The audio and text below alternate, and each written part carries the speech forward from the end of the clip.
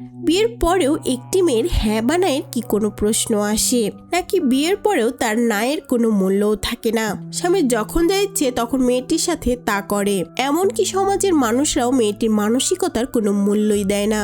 মেয়েটির কি অনুভব হচ্ছে না মেয়েটির কষ্ট হচ্ছে তার মূল্য কেউ দেয় না।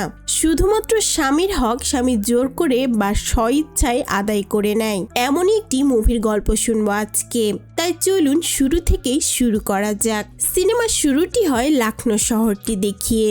এখানে আরুণ নামের একটি ছেলেকে কিছু লোক মারছে, যেটি দেখার পর তার ভাবি কমলেশ ছেলেগুলোকে অনেক মারধর করে। কিন্তু এখানে কমলেশের শ্বশুর ভ্রামাল তাকে আগে বলে, তুমি জেনে তো নাও দোষটা আসলে কার। কিন্তু এখানে কমলেশ বলে আরুণ কখনো ভুল হতেই পারে না।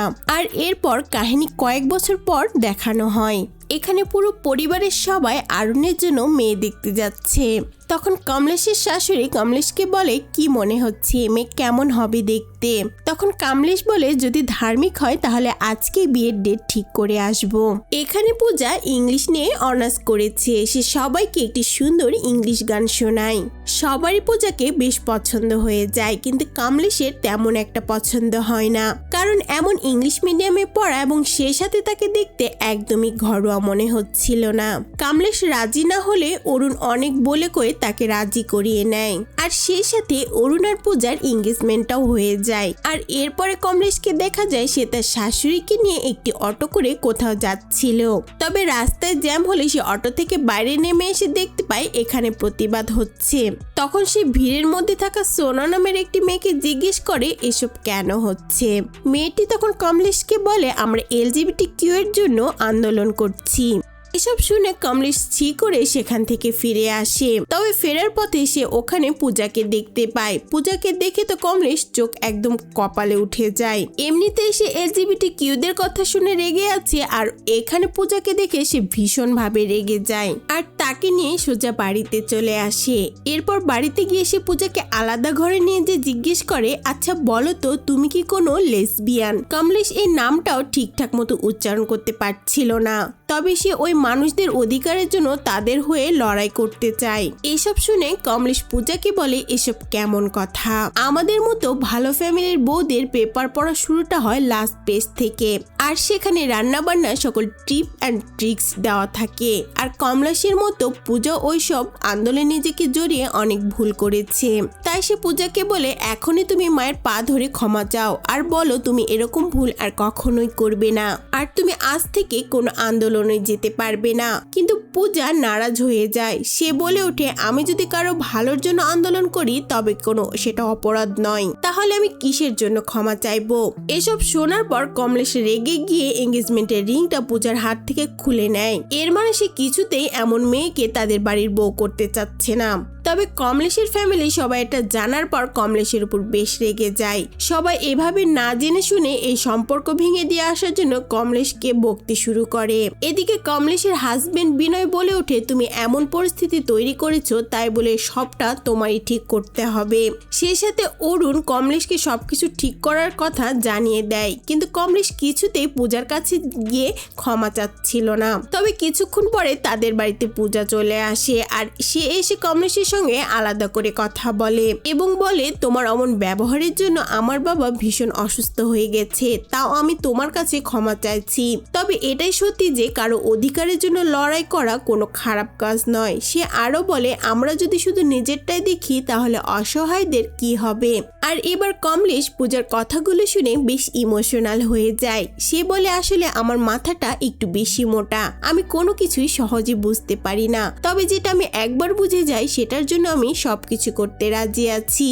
আর এইভাবেই দুজনের মধ্যে সবকিছু ঠিকঠাক হয়ে যায় এবং পূজাকে সেই রিংটা আবারও ফিরিয়ে দেওয়া হয়। পরের দৃশ্যে দেখা যায় অরুণ আর পূজার বিয়ে হচ্ছে।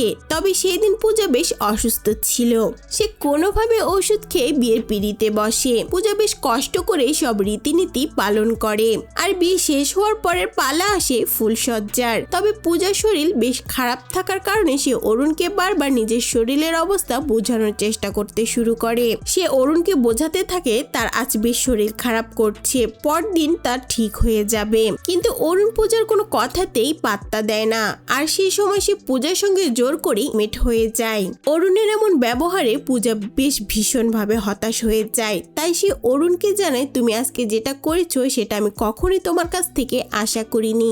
কারো ইচ্ছার বিরুদ্ধে কিছু করলে তাকে কি বলে জানো তো? এ কথা শুনতেই অরুণ ভীষণভাবে রেগে যায় এবং বলে, বাইরের কেউ তো আর কিছু করেনি, আমি তোমার হাজবেন্ড, আমার পূর্ণ অধিকার তোমার ওপর আছে। তাও যদি তুমি মনে করো যে তোমার এই কথা কেউ শুনবে, তাহলে বাইরে গিয়ে বলে আসো। এ কথা বলে অরুণ পূজাকে ঘর থেকে বের করে দিয়ে দরজা লাগিয়ে দেয়। আর পূজা ভাবে কাউকে তার সমস্যার কথা বলবে, কিন্তু বাইরে যেতেই সে শুনতে পায় কমলেশ একজনকে বলছে, জানো তো মেয়েরা সব থেকে তামাশাকে ভয় পায়, আর তারা এটা বোমার চাইতেও বেশি ভয় পায়।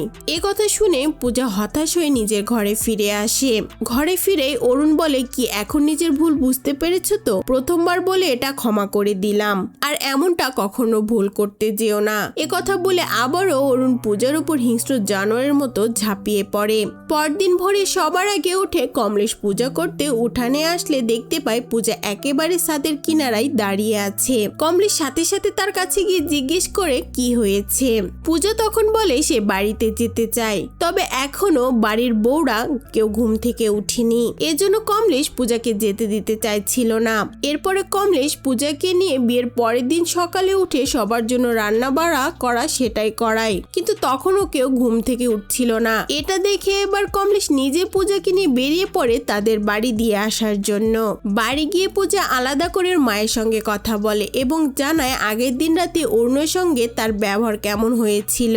তবে পূজার মা বলে, অরুণ তো তোমার স্বামী, ওর তো এসবের অধিকার আছে, এর জন্য তুমি এত সকালে বাপের বাড়ি ফিরে এসেছো। পূজার মাকে অনেকভাবে বোঝাতে থাকে, তবে ওর মা বলে ওঠে, আমরা তো তোমাকে শ্বশুর বাড়ি পাঠিয়েছি, আর এই বাড়িতে আনার প্রশ্নই ওঠে না, তাই বেশি ঝামেলা না করে সোজা শ্বশুর বাড়িতে ফিরে যাও। মায়ের মুখ থেকে এসব কথা শুনে পূজা হতাশ হয়ে যায়, তাই সে আবারও কমলেশের সঙ্গে শ্বশুর বাড়ি ফেরার জন্য বেরিয়ে পড়ে। তবে ফেরার পথে পূজা ওয়াশরুমের যাবার বাহানা বলে স্কুটি থেকে নেমে যায় আর সেখান থেকে পালিয়ে যায়। এরপরে কমলেশ অনেক খুঁজেও যখন পূজাকে পায় না, তখন সে বাড়ি ফিরে আসে।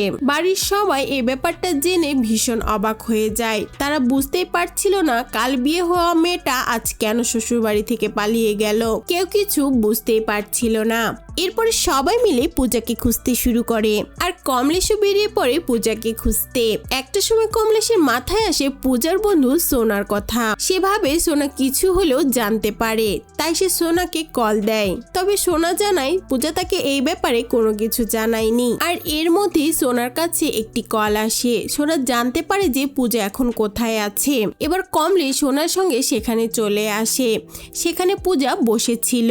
পূজার এমন বেহাল দশা দেখে সোনা বুঝে গিয়েছিল পূজার সঙ্গে হয়তো খারাপ কিছু হয়েছে। তবে পূজা সোনাকে কিছুই বলছিল না। এটা দেখে সোনা জানায়, তুই যদি আমাকে বলতে না পারিস তাহলে তোর ভাবিকে বলতে পারিস, তাহলে একটু হলেও তোর মন হালকা হবে। এই কথা বলে সোনা সেখান থেকে চলে যায়। সোনা চলে যেতেই সেখানে কমলেশ আসে, আর পূজা এবার কমলেশকে আগের দিন রাতে অরুণ তার সঙ্গে যা যা করেছিল সবটা জানায়। তবে এসব কথা শুনে কমলেশ পূজাকে একটি চড় মেরে বসে আর বলে, স্বামী তো এসব করতেই পারে, তাছাড়া আমার অরুণ কখনোই কোনো খারাপ কাজ করতেই পারে না। এতে পূজা রেগে গিয়ে বলে, তোমার মতো এমন বোকা মানুষ আমি কখনোই দেখিনি। পূজা বাধ্য হয়ে কমলেশের সাথে ফিরে আসে। তবে রাতে কমলেশ তার স্বামী বিনয়কে জিজ্ঞেস করে কিছু বছর আগে অরুণের সঙ্গে কিছু ছেলেদের ঝগড়া বেঁধেছিল, এটার কারণ কি ছিল। তবে বিনয় জানায় কলেজের ছেলেদের মধ্যে এমন ঝামেলা তো প্রায় সময় হয়ে থাকে, কিন্তু কিছু বছর হয়ে গেল তাই তার মনে নেই আসল ঘটনাটা কি। সেদিন বিকেলবেলা কমলেশ ছাদে বসে কাজ করছিল। তার পাশ থেকে তার মেয়ে পিঙ্কি স্কিপিং করছিল। হঠাৎ করে সে কমলেশকে জিজ্ঞেস করে, আচ্ছা মা, এআই কি? তখন কমলেশ তার কোনো উত্তর দিতে পারে না। তবে তখনই পাশের বাড়ি এক আন্টি বলে ওঠে, যখন কম্পিউটার নিজের মাথা দিয়ে কাজ করে তখন তাকে এআই বলে। তবে হঠাৎ করে কমলেশের মাথায় আসে পূজার বলা সে কনসেন্ট নামক শব্দটা। আর এবার কমলেশের শব্দের মানে জানতে সোনার কাছে চলে আসে। সোনা জানায় এই কথার মানে হলো সহমত পোষণ করা। এরপর সে কমলেশ কমলেশকে নিয়ে একজন সাইকিয়াট্রির কাছে যায়। কমলেশকে জানায় যখন দুইজন ইন্টিমেট হয় তখন সামনের জনের একজনের সহমত আছে কিনা সেটা জানা ভীষণভাবে গুরুত্বপূর্ণ, কিন্তু কেউ যদি ইচ্ছার বিরুদ্ধে করে সেটা হলো অপরাধ। তবে ইন্ডিয়াতে বৈবাহিক সম্পর্কের ক্ষেত্রে এমন জোরাজোরির ক্ষেত্রে কোনো আইন এখন পর্যন্ত হয়নি। এদিকে অরুণের সঙ্গে হানিমুনের কথা শুনতেই পূজা ঘাবড়ে যায়, তাও সে জোর করেই যায়। তবে সেখানে গিয়ে অরুণ সে একই কাজ করে, কোনো কথাই বলতো না, শুধু নিজেদের কাজ হাসিল হলেই ছেড়ে দিত।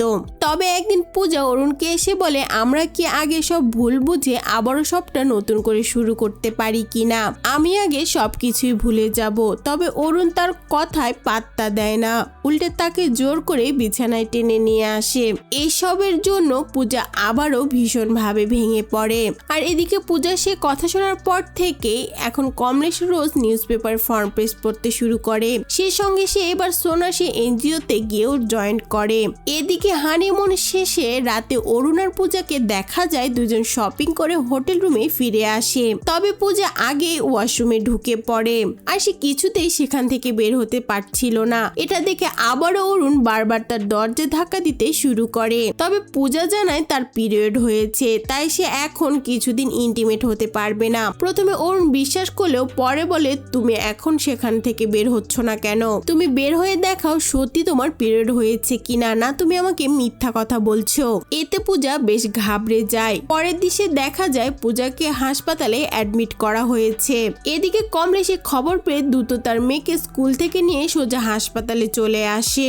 ভেতরে আসতেই পিঙ্কি ভয় পেয়ে যায় আর জিজ্ঞেস করে এত রক্ত কোথা থেকে বের হচ্ছে চাচি। পিঙ্কি তার মাকেও এ ব্যাপারে জিজ্ঞেস করলে কিন্তু সে কোনো কিছুই বলতে পারছিল না। এরপর ডাক্তার কমলেশকে দেখে জানায় পূজা তার প্রাইভেট পার্টে দিয়ে দুটো ক্ষত করেছে, যদিও এতে কোনো সিরিয়াস ইনজুরি হয়নি। এসব জানার পরেও কমলেশ তার বাড়ির কাউকে কিছু বলেনি, সবাইকে ফিরে যেতে বলে। এরপর যখন সে পূজার সঙ্গে দেখা করতে যায় তখন পূজা বলে আমি আর সহ্য করতে পারছিলাম না, ওকে পিরিয়ডের বাহানা দিলেও শুনতে চাচ্ছিল না, পিরিয়ড হয়েছে কিনা দেখতে চাচ্ছিল, তাই আমি বাধ্য হয়ে এই জায়গাটা কেটে ফেলেছি। তাহলে এবার কি তোমার বিশ্বাস হচ্ছে না যে আমি কোন জায়গায় অবস্থান করছি? তুমি কখনো ওই জায়গায় ব্লেড লাগিয়ে দেখো তোমার কতটা কষ্ট হয়, এখনো কি তুমি আমাকে ভুল বুঝবে? পূজার এমন প্রশ্ন এবার কমলেশ চুপ হয়ে যায়। সে বলে আমি তোমাকে কখনোই ভুল বুঝিনি, আমি বুঝতে পারছি তোমার কষ্ট কোথায়। আমি তো তোমাকে আগেই বলেছিলাম যে আমি কোনো কথা সহজে বুঝি না, আর যেটা বুঝে যায় সেটা পুরো জীবন দিয়ে লড়ি। পরদিন যখন অরুণ পূজাকে ডিসচার্জ করতে আসে তখন রিসেপশন থেকে জানায় পূজাকে তো রিলিজ করে দেওয়া হয়েছে, তাকে তার ভাবি তার সঙ্গে নিয়ে গেছে। এরপরে অরুণ ডাক্তারের সঙ্গে গিয়ে দেখা করে। ডাক্তার অরুণকে দেখে রেগে যায়। এদিকে নির্লজ্জ অরুণ সে ডাক্তারকে জিজ্ঞেস করে যে সে পূজার সঙ্গে ইন্টিমেট হতে কবে পারবে। এই কথা শুনে ডাক্তার ভীষণভাবে ক্ষেপে যায় এবং বলে ওঠে কোন সাহসে তুমি আমার কেবিনে ঢুকেছো? কখনো ভেবে দেখেছো তুমি কতটা ভয়ানক যে তোমার ভয়ে একটা মেয়ে এই জায়গায় ক্ষতবিক্ষত করেছে? আসলে অরুণ জানতোই না যে পূজার পিরিয়ড হয়নি, বরং সে নিজেই ক্ষত করেছিল। ডাক্তার আরো বলে তোমার ভাবি জানতে পারে তার আত্মা পর্যন্ত কেঁপে উঠেছিল। তাহলে ভেবে দেখো তুমি কতটা ভয়ানক আর নরপিশাচ, আর কখনোই নিজের এই জঘন্য মুখটা আমাকে দেখাতে আসবে না। এই বলে সে সিকিউরিটিকে ডেকে অরুণকে ঘর থেকে বের করে দেয়। এদিকে অরুণ জানতে পারে তার পিরিয়ড হয়নি, বরং সে নিজে কেটে অরুণকে ধোকা দিয়েছিল। তখন এই কথা জানতে পেরে তার মাথায় আগুন উঠে যায়। সে রেগে বাড়ি ফিরে আসে। তবে বাড়ি ফিরলে দেখতে পায় সেখানে নতুন বউ পূজার মুখ দেখার জন্য কোনো নিয়ম পালন করা হচ্ছে, আর এই নিয়মে কোনো পুরুষ সেখানে ঢোকা নিষেধ, কিন্তু অরুণ জোর করে ঢোকার চেষ্টা করছিল। অন্যদিকে পূজা কমলেশকে বলে কেন তুমি আবারও আমাকে এই নরকে নিয়ে এসেছো? এক কথা কমলেশ বলে আমি তো অরুণকে ছোট থেকে চিনি, তাই আমার বিশ্বাস অরুণের বাবা ওকে বোঝালে এই ব্যাপারটা সে বুঝবে। কমলেশ আরো জানায় সে যখন প্রেগনেন্ট ছিল সে সবসময় একটি ছেলে চাইতো, আর তার জন্য সে অনেক নিয়ম করে এসেছিল, আর তার একটি মেয়ে সন্তান হয়েছিল। সেই সাথে ডাক্তার এটাও বলেছিল সে আর কখনো মা হতে পারবে না, আর সে থেকে সে অরুণকে নিজের ছেলের মতো করে কোলে পিঠে করে মানুষ করেছে। এজন্য সে সবসময় অরুণের অন্যায় আবদারগুলো পূরণ করেছে, কখনো তাকে শাসন করেনি। আমি আজকে মনে করছি তোমার এই করুণ পরিণতির জন্য আমিও কিছুটা দায়ী। এদিকে অরুণ সে অনুষ্ঠানে ঢুকে পড়ে। তবে সেখানে অরুণের সামনে কমলেশ চলে আসে এবং অরুণকে বলে, আমি তোমাকে কোলে পিঠে করে মানুষ করেছি আর সব সময় তোমাকে আশীর্বাদ করেছি, আজও আমি তোমাকে আশীর্বাদই করব। তবে কাল থেকে তোমার সাথে দেখা হবে লড়াইয়ের ময়দানে, তাই তৈরি থেকো তার জন্য। পরদিন সকাল হতে কমিউনিটির বাড়ির সবাই জড়ো করে এবং পরিবারের সবাইকে অরুণ এমন কার্যকলাপের কথা জানায়। তবে তারা তেমন একটা গুরুত্ব দেয় না, শুধু অরুণের বাবা অরুণকে পূজার কাছে ক্ষমা চেয়ে নিতে বলে। কমলেশ একা আলাদাভাবে নিজের শ্বশুরের সঙ্গে কথা বলে এবং জানায় অরুণ যেটা করেছে সেটা একবারই ঠিক করেনি, ওকে জেলে যাওয়া উচিত। তবে শ্বশুর বলে ওঠে, তুমি কি বলছো? আমার ছেলে এমন কোনো ছোট অন্যায়ের জন্য আমি তাকে জেলে পাঠিয়ে দিব নাকি? তোমার কি কোনো মাথার সমস্যা হয়েছে? এসব কথা শুনে কমলেশ বলে, তাহলে সেই কাজটা আমাকেই করতে হবে। তখন অরুণের বাবা বলে, আমার বাড়িতে থেকে আমার ছেলের সঙ্গে এমনটা করতে চাইলে এই বাড়ি থেকে তোমাকে বের হয়ে যেতে হবে। তবে কমলেশ তখনও নিজের কথা অটল আছে। এটা দেখে তার শ্বশুর একটা অটো ডেকে কমলেশ আর পূজাকে বাড়ি থেকে বের করে দেয়। বিনয় তাদেরকে আটকাতে গেলে তার শ্বশুর বলে, কমলেশ আবারও ঠিকই ফিরে আসবে, তাই চিন্তা করার কিছুই নেই। আর একটু পরে এসে সে আমাদের পা ধরে ক্ষমা চাইবে। আর হলো ঠিক তাই, কমলেশ ফিরে আসে কিন্তু নিজের স্বামীর কাছে ক্ষমা চায়। সে বলে, আমরা কোথায় যাব? আমাদের তো যাওয়ার কোনো জায়গা নেই। তবে বিনয় বলে, তুমি তো ভুল করেছো, তুমি সত্যের পথে হাঁটছো, তাই তোমাকে আর শক্ত হতে হবে। তাই তুমি যদি এখনো আবার এই বাড়িতে ফিরে আসো, তাহলে যারা অন্যায় করেছে তারা কখনোই আর অন্যায় থামাতে পারবে না। তাই সে এবার বাড়ি গিয়ে তার শ্বশুর শাশুড়ি আশীর্বাদ নেয় এবং জানায় সে যেভাবেই হোক না কেন জয়ী হয়ে ছাড়বে। এ কথা বলে সে পূজাকে নিয়ে পূজার দাদি বাড়ি চলে আসে। দেখা যায় তার দাদু পেশায় একজন উকিল ছিল। তার দাদুকে পূজার ব্যাপারে জানালে সে জানায় এই বিষয়ে সরাসরি তার আইনি কোনো সাহায্য পাবে না, তবে শাস্তি দিতে হলে একটা উপায় আছে, আর সেটা হলো তাদের ওপর নারী নির্যাতনের কেস করা। আর সেই অপরাধে আসামির বেল পাওয়ার সম্ভাবনা অনেক কমে যায়। এতে পূজা রাজি হয়ে যায়। কমলেশ রাজি হয় না। সে জানায় সে অন্যায়টা অরুণ করেছে, সেটার জন্য আমরা কেন বাকিদের শাস্তি দেব। কিন্তু পূজা তার সঙ্গে একমত হয় না, কারণ অন্যায়টা এতদিন ধরে সে সহ্য করে আসছে, তাকে অনেকগুলো রাত অত্যাচার সহ্য করতে হয়েছে। এরপর যখনই অরুণের নামে কেস করা হয় তখনই তাদের বাড়িতে পুলিশ চলে আসে। কিন্তু অরুণের বাবা আগে থেকে সব সেট করে রেখেছিল, বলে পুলিশ অরুণকে আর অ্যারেস্ট করে না। আসলে কমলেশ আগেই নিজের শ্বশুরকে এ ব্যাপারে জানিয়ে দিয়েছিল। পূজা কমলেশের এই কাণ্ডের কথা জানতে পেরে সোজা তার কাছে আসে এবং এর কারণ জিজ্ঞেস করে। তখন কমলেশ পরিষ্কার জানিয়ে দেয় যে সে এমন কোনো কাজের জন্য তার শ্বশুরবাড়ির লোকদের শাস্তি দিবে সে এটা কখনোই করেনি। তাছাড়া ভুলটা তো অরুণ করেছে, তাই শাস্তিটা অরুণকেই দেবে। এ কথা শুনে পূজা রেগে বলে, তুমি কিন্তু শাস্তিটা তুমি কিভাবে দেবে? এই ব্যাপারে তো কোনো কেস করার ফাইল নেই। এদিকে তার শ্বশুরকে দেখা যায় নিজের দুই ছেলে তাদের সাথে পূজার বাড়িতে আসে। তবে সে নিজের ছেলেদেরকে বাইরে দাঁড় করিয়ে নিজের ভেতরে যায় এবং জানায় কোনোভাবে যদি তার ছেলের সঙ্গে পূজার ডিভোর্স হয়ে যায় তাহলে সে তো এখনো তোমাদের বাড়িতে এসে উঠবে। তুমি কি সেটা চাও? একথা শুনে পূজার বাবা বলে ওঠে, আমি তো মেয়েকে আগে আপনাদের কাছে দিয়ে দিয়েছি, তাই এখন আপনারা যা করবেন তা করতে পারেন, আমাদের কোনো দায় নেই। ভাইয়ের এসব কীর্তিকলাপ দেখে বিনয় বেশ রেগে যায়। বিনয় রেগে গিয়ে বলে, একটা পুরুষ হতে কি কি লাগে সেটা কি তুমি জানো? শুধু মেয়েদের উপর অধিকার ফলালে পুরুষ হওয়া যায় না। এর মধ্যে ব্রহ্মা জানায় পূজার বাবার হার্ট অ্যাটাক হয়েছে। সবাই তাকে নিয়ে হাসপাতালে আসে। পূজাও তার বাবাকে দেখতে আসে। পূজার বাবা পূজাকে বলে, আজকে আমাকে তোমার জন্য এরকম হতে হয়েছে, আমি শুধু চাই তুমি শ্বশুর বাড়িতে ফিরে যাও। এদিকে অরুণের মুখ দেখে তার হিংস্রতা আবার প্রকাশ পাচ্ছিল যে সে পূজাকে আবারও বিছানায় পাওয়ার স্বপ্ন দেখছে। তবে পূজার এখনো কোনো কিছু করার নেই, তাই সে বাধ্য হয়ে শ্বশুর বাড়িতে ফিরে আসে। আর এবার পূজার শাশুড়ি নিজের বৌমাকে ফিরে পেয়ে ভীষণ খুশি হয়ে যায়। সেই সাথে সে বাড়ির সবাইকে নিয়ে একটি পূজার আয়োজন করার কথা জানায়। এরপরে অরুণ যখন মিষ্টি দিতে পূজা আর কমলেশের কাছে আসে তখন কমলেশ অরুণের দিকে অগ্নিদৃষ্টিতে তাকায়। এটা দেখে অরুণ বলে, আমার আর পূজার মধ্যে সব ভুল বুঝাবুঝি শেষ হয়ে গেছে, আমরা সবকিছু আবার নতুন করে শুরু করব। তবে কমলেশ বলে, আমার কাছে আসিস না, দূরে সরে দাঁড়া। এরপর সে পূজাকে নিয়ে একটি ঘরের মধ্যে ঢুকে পড়ে। তবে ঢোকার সময় তার দাদি বলে ওঠে, 3 দিন হতে না হতে আবারও বাড়ি ফিরে আসলে। এ কথা শুনে দুজনে ভীষণ অবাক হয়ে যায়। কমলেশ অবাক হয় কারণ এতদিন তারা কেউ তার দাদি শাশুড়ি কথা বলতে দেখেনি। তারা ভাবছিল হয়তো সে বোবা। সে তাদেরকে বলতে শুরু করে যে মেয়েরা এভাবেই চুপ থাকে বলে এই সমাজ মেয়েদেরকে নিচে নামিয়ে দেয়। তখন কমলেশ বলে, তাহলে আমি পূজার জন্য এখন কি করব দাদি? দাদি বলে ওঠে, যেহেতু তোমার মুখটা খুলেছে তাহলে সমাজে ওদের মুখোশটা টেনে খুলে দাও। মেয়েরা সবকিছু মেনে নেয় জন্য তাদের উপর সবটা এসে পড়ে। আর কোনোভাবে তোমরা যদি বদলাতে পারো তাহলে সবাই তোমাদের পাশে এসে দাঁড়াবে। তাছাড়া একজন মেয়ে হয়ে একজন মেয়ের পাশে দাঁড়াবে না, সে কেমন করে হয়? এইসব শুনে পূজার কমলেশ আরো বেশি সাহস পায় এবং আশীর্বাদ নিয়ে ঘরে চলে যায়। পরদিন তাদের বাড়িতে সেই পূজা শুরু হওয়ার আগে বিনয় কমলেশকে আলাদা ভাবে ডাকে পাশে দাঁড় করায় বলে, আমি বুঝতে পারছি তোমার অসুবিধা হচ্ছে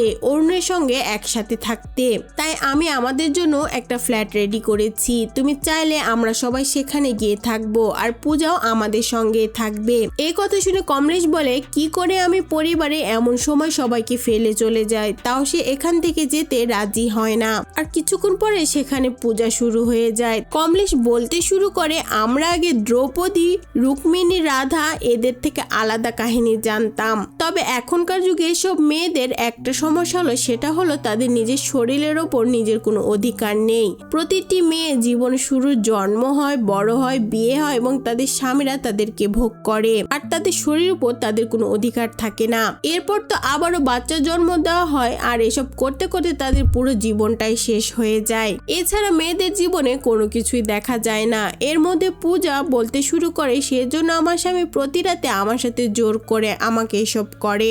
একথা শুনতে পাড়ার সবাই অবাক হয়ে যায়। এর মধ্যে অরুণের বাবা সবাইকে বলে, কি শুনছো তোমরা? একটা বাড়ির বইয়ের এসব ফালতু কেচ্ছা। আর এবার কমলেশের শাশুড়িও নিজের বৌমার পাশে এসে দাঁড়ায়, সেও ওখানে দাঁড়িয়ে থাকে। এদিকে সেখানে থাকা সবাই ছিছি করে যেতে লাগছে। কমলেশ চিৎকার করে ওঠে, সে বলে, এখান থেকে তারাই যাবে যাদের সঙ্গে কখনো কোনো অন্যায় অত্যাচার করা হয়নি। সেসব মেয়েদের বাস, ট্রেন, স্কুল, কলেজে নিজের ইচ্ছার বিরুদ্ধে কেউ হাত দেয়নি। বাকিরা সবাই এখান থেকে চলে যাবে। এই কথা শোনার পর দেখা যায় সব মহিলারাই সেখানে দাঁড়িয়ে পড়ে, কারণ পৃথিবীর এমন কোনো মেয়ে নয় যাদের সঙ্গে এমনটা হয়নি। কারণ কেউ না কেউ মেয়েদের ইচ্ছার বিরুদ্ধে তাদের গায়ে হাত দেয়, আর এই কারণে সব মহিলারা এবার তাদের পাশে এসে দাঁড়ায়। এদিকে অরুণ তার বাবার কথায় পূজাকে মারতে এগিয়ে আসলে কমলেশ অরুণের হাতটা ধরে ফেলে। সে বলে, ভুলেও এমনটা করতে যেও না। মনে রেখো, আমি কিন্তু তোমাকে আদর করে বড় করেছি, আর এখন তোমার বাবা ছাড়া কেউ তোমাকে সঙ্গে নেই। ভেবে দেখো, তুমি অবশ্যই কোনো না কোনো কিছু ভুল করেছো, যার জন্য সবাই তোমার বিরুদ্ধে গেছে। আর এই একটা কথা মনে রেখো, আজকের পর থেকে তুমি আমাদের কাছে মৃত হয়ে গেছো, আর পিঙ্কির বিয়েতেও তোমার কোনো কন্ট্রিবিউশন থাকবে না। আমরা সবাই তোমাকে ত্যাগ করলাম আজ থেকে। একথা শুনতে অনু সবার কাছে ক্ষমা চাইতে শুরু করে। তবে কমলেশ বলে, আমার কাছে ক্ষমা না চেয়ে পূজার কাছে ক্ষমা চাও। তখন পূজা অরুণকে একটি চড় মেরে বলে, যাই হয়ে যাক না কেন, আমি তোমাকে কখনোই ক্ষমা করতে পারবো না। তুমি এই কদিন ধরে আমার সঙ্গে যে অন্যায় করেছো সেটা কিছুতেই আমি ভুলতে পারবো না। তাছাড়া আজকে আমাদের দেশে এই অপরাধের জন্য কোনো আইন না আসলেও একদিন অবশ্যই আসবে, আর সেদিন পর্যন্ত আমি ওয়েট করবো তোমাকে শাস্তি দেওয়ার জন্য। আর এবার সেখানে থাকা সবাই পূজার সিদ্ধান্তে সহমত জানায়। আর এই সঙ্গে সঙ্গে এই সিরিজটা এখানেই শেষ হয়ে যায়। তো বন্ধুরা, কেমন লেগেছে আজকে আমাদের এই গল্প অবশ্যই কমেন্ট করে জানাবেন। আর প্লিজ প্লিজ প্লিজ সবাই আমার চ্যানেলটা সাবস্ক্রাইব করে দিবেন। এতক্ষণ আমার সঙ্গে থাকার জন্য আপনাদেরকে ধন্যবাদ।